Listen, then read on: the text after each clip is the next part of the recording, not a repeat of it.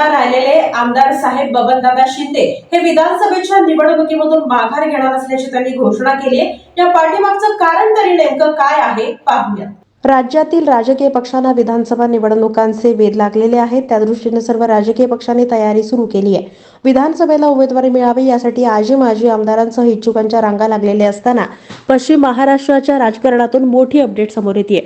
माढा विधानसभेचे विद्यमान आमदार शिंदे यांनी आगामी निवडणुकीतून माघार घेतल्याची माहिती समोर आली आहे।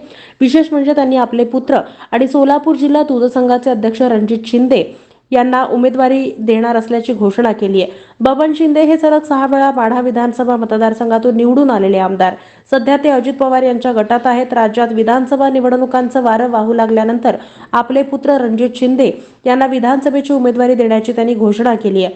पंढरपूरमध्ये आयोजित एका कार्यक्रमात त्यांनी ही घोषणा केली आहे। आणि निवडणूक म्हणल्यानंतर कामाची माणसाला मतदार केलं अशा पद्धतीचा विचार आता बारीकशा वाटलेला भविष्य काळामध्ये उभा राहताना आपल्याला स्वतः त्यावेळेला उभा राहण्याचा शंका आणि म्हणून आपल्याला मी सगळ्यांना विनंती करणार आहे की आपण सगळ्यांनी भैयाला एक संधी द्या।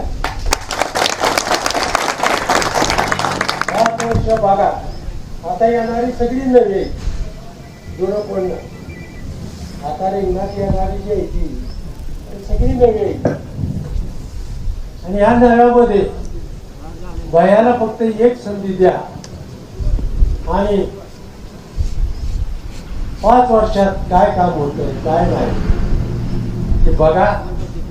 नाही तुमच्या याला उतरला तर 5 वर्ष तुमच्या हातात मी सुरुवातीला असंच आपण सोबत सलग 6 वेळा मी 4 क्रमांक निवडून आलो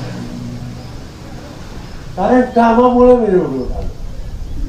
कुणी गरीबातला गरीब मला रस्त्याने भेटला तरी माझी गाडी उभा करतो कारण लोकप्रतिनिधीचं काम आहे काचा बंद करून न जाणं काचा उघड्या घेऊन जाणं।